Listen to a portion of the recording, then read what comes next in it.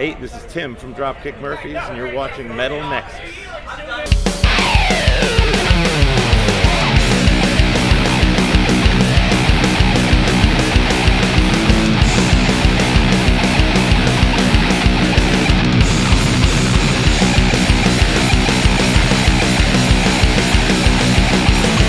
So you recently been on tour with Clutch, Hatebreed, Amigo the Devil. Yep. And I think there's one more band on there.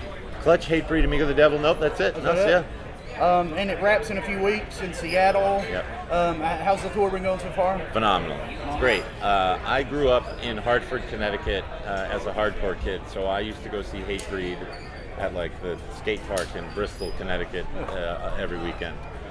So to be on tour with them 25 years later or whatever is pretty amazing. Amigo the Devil is a great friend of ours. We love Danny so much. He's been phenomenal. Super creative guy. So creative. And then Clutch, we've just gotten to know. We've had so many friends for so long be like, you guys and Clutch should go out on the road together. And watching them every night has been a pleasure. Yeah, Clutch is consummate professionals. I mean, so great. Yeah. Great musicians. Love those guys. Yeah. No bad album in their discography at all. Really? Yeah. So your most recent album, 2017's 11 Short Stories of Pain and Glory. Yeah. Can you tell us about how the album dealt with opiate addiction? I think it was just sort of, it came out in the song lyrics more than anything, because that was, not the beginning, but that was the beginning of like a lot of attention being paid to that sort of thing that was happening across the United States, especially in New England where we come from. Big problem. We have so many friends. Some have survived, some have not, you know. Yeah, I'm from Eastern Kentucky. I would imagine it's horrible there. Yeah. It's actually referred to as the painkiller capital of the U.S. Really? Yeah. Yeah, so you know as well, yeah. So people that actually need painkillers can't get them because they're so abused. Right, yeah. You know, and everybody's treated like a drug seeker because a lot of them are. Right, yeah. True. So was the opiate addiction thing, did it hit close to home for anybody in the band? It did, yeah. There was a point there where Ken was going to a funeral a week at least, you know, and we were, you know, I had to go with him to a couple to play, you know, and it's just, you know, we have friends, and like we have friends that have gotten through it, thank God, and we have friends that are still going through it, you know, so it's a tough thing to watch, you know.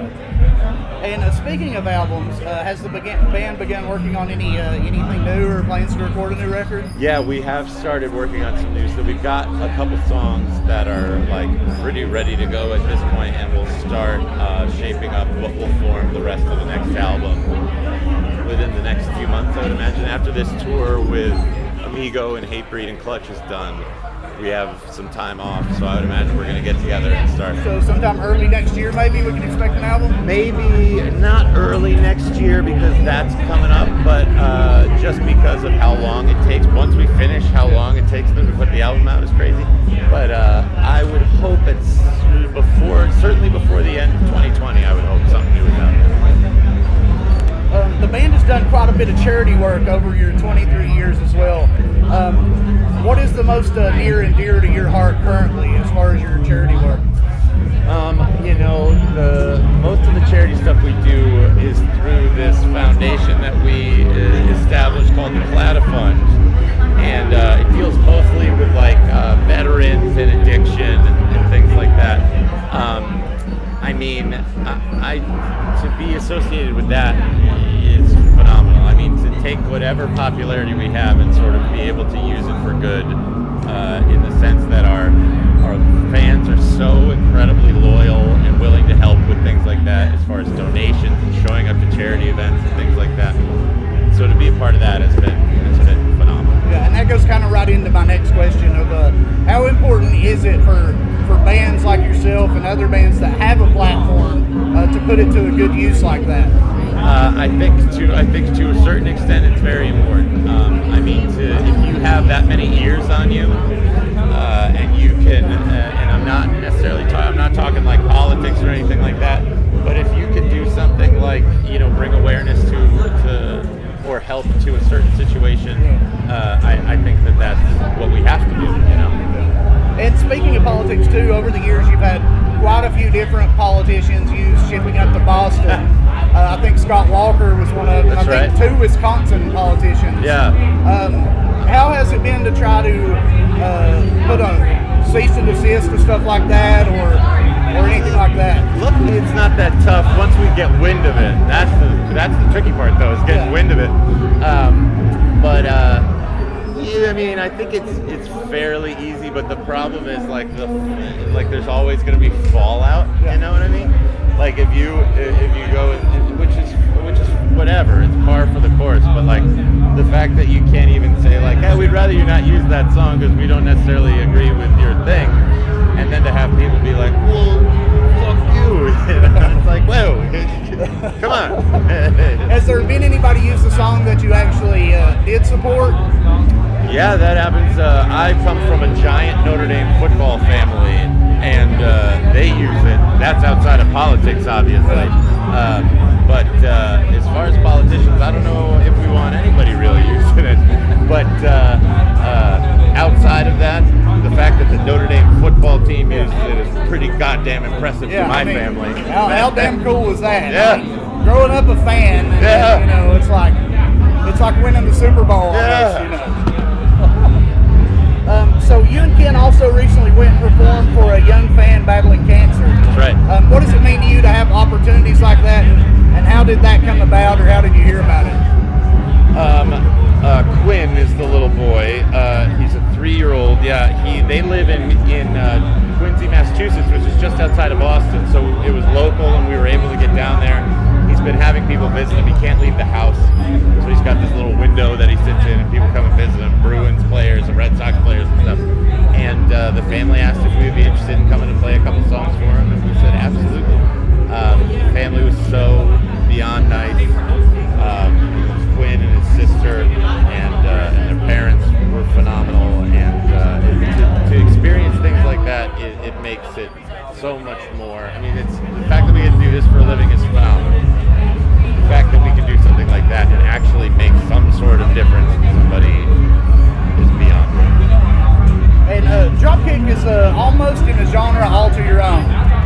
Very different from most current bands in rock and metal. Certainly. Do you always see that as an advantage?